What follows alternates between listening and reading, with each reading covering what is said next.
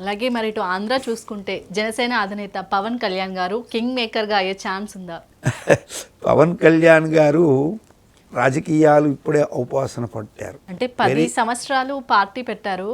అప్పుడు మొత్తం అంటే దిగిపోయిన పార్టీ ఇప్పుడు సడన్గా ఒకటేసారి మళ్ళీ అధికారంలోకి రావడం. ఇందాకే చెప్పాను, తెలుగుదేశం ఒంటరిగా వెళ్ళున్నా గెలిచేదని.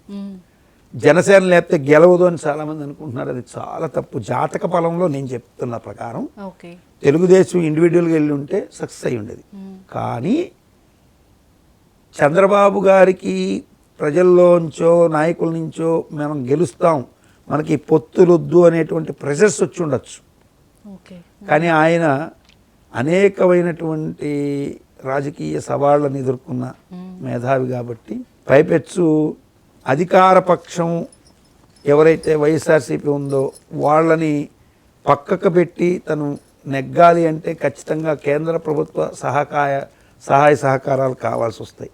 కేంద్రంలో నరేంద్ర మోడీ గారు వచ్చినప్పుడు నేను ఇండిపెండెంట్గా వెళ్ళినా కానీ నాకు సహకారం ఇవ్వలేదనుకోండి, ఇబ్బంది పడతాను. ఇట్లాంటి నిర్ణయాలు అనేకమైనటువంటివి బేరీ చేసుకున్న తర్వాతనే ఆయన వెళ్ళుంటారు. చంద్రబాబు గారికి ఏమి తనకు గెలవడని అపనమ్మకం లేదు. 100% తనకు 100 సీట్లు వస్తాయని తెలుసు, 100కి పైనే రావచ్చు అని కూడా ఎక్స్పెక్ట్ చేసి, కానీ వెళ్ళడంలోని సౌలభ్యతనే చూశారు తప్ప ఇలా పార్టీలతో ఏది జనసేనతో బీజేపీతో కలవాలని తన ప్రయత్నం చేసినా వాళ్ళు ప్రయత్నం చేసినా వెళ్ళడానికి సుముఖతగా ఉండకపోతే వెళ్ళలేరుగా. సో వెళ్ళడానికి ప్రయత్నం చేసి ఉండొచ్చు, అంతేగాని గెలుపు మీద అపనమ్మకంతో కాదు. తెలుగుదేశం కార్యకర్తలు ఏదో భయపడిపోయినాడు చంద్రబాబు గారు గెలవననేటువంటి అపప్రత వెళ్ళాడు అనుకుంటే అది శుద్ధ తప్పు.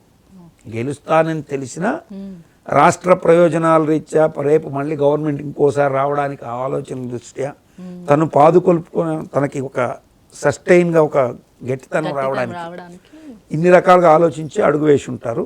ఆయన జాతక రీత్యా ఆయన రేవతి నక్షత్రం ఉన్నాడు, జన్మ నక్షత్రం అయితే పుష్యమి అంటారు, కొంతమంది ఆయనది కృత్తిక అంటారు. ఏదైనప్పటికీ కూడా చంద్రబాబు అన్న రేవతి నక్షత్రం యొక్క ఆలోచన సరళి బట్టి నేను అంచనా వేసిన ప్రకారం అయితే ఆయన చాలా మేధావితనంతో ఎవరు ఎన్ని రకాల ఒత్తిడులు తెచ్చినా దానికి లొంగకుండానే వెళ్ళాడు. పవన్ కళ్యాణ్తో కలవడానికే ఇష్టపడ్డాడు. చాలామంది ఏమనుకుంటారంటే జనసేన తెలుగుదేశం పూర్తిగా జైల్లో పడిపోయిన తర్వాత నిరుత్సాహంగా పడిపోయినప్పుడు జనసేన అధినేత వెళ్ళి జైల్లో సపోర్ట్ ఇవ్వకపోతే తెలుగుదేశం పూర్తిగా పోయింది అనుకుంటారు. చాలా తప్పు ఇది.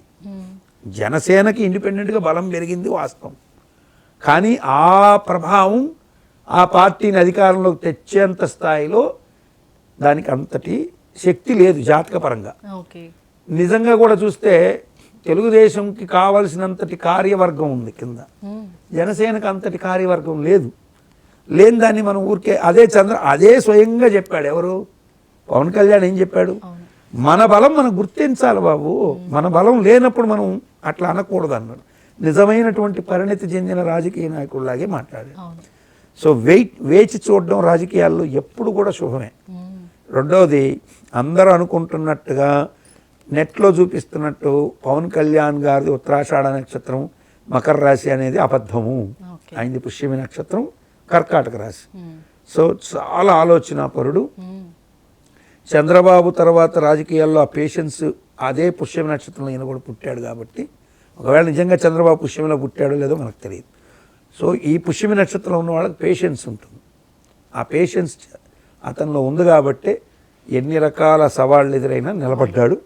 ఫ్యూచర్లో చూడొచ్చు, కింద పడినా కానీ లేచి కింగ్ మేకర్ అవుతాడు, ఇప్పటికిప్పుడు అధికారంలోకి వస్తాడు అంటే రాడు. కానీ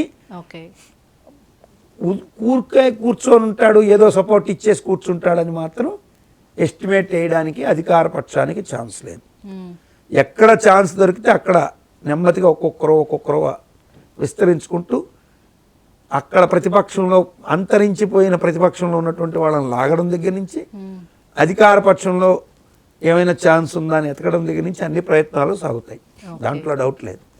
అందులో ఒక అపరమేధావి మాజీ ముఖ్యమంత్రిగా ఉన్నటువంటి ఒకప్పుడు రామారావు ప్రభుత్వాన్ని కూలదోసేసినటువంటి నాదెండ్ల భాస్కర్ రావు కొడుకు మనోహర్ అక్కడ ఉన్నాడు. అంతో ఇంత తండ్రిలోని రాజకీయ చతురత ఆయన దగ్గర ఉంటుంది. సో అది పక్కన ఉన్నాడు కాబట్టి సమయానుకూలంగా ఎవరిని ఎట్ట మెల్ట్ చేయాలనేటువంటి తెలివితేటల మనోహర్ అనేటువంటి సింహరాశిలో యోగం ఉంది కదా, ఓకే. సో ఆయన కొంత ప్రభావితం చేసే అవకాశాలు కూడా ఉంటాయి. సింహరాశికి ఈ సంవత్సరం బ్రహ్మాండంగా ఉంది. సో ఆయన కూడా కొంచెం మంచి యాక్టింగ్ పాత్ర పోషించే అవకాశాలు ఉంటాయి. సో కాబట్టి ఏ రకంగా చూసినా జనసేన ఇప్పటికిప్పుడైతే కింగ్ మేకర్ అయితే కాదు, కానీ ఫ్యూచర్లో పవన్ కళ్యాణ్ యొక్క భవిష్యత్తు వేరుగా ఉంటుంది, అది నో డౌట్.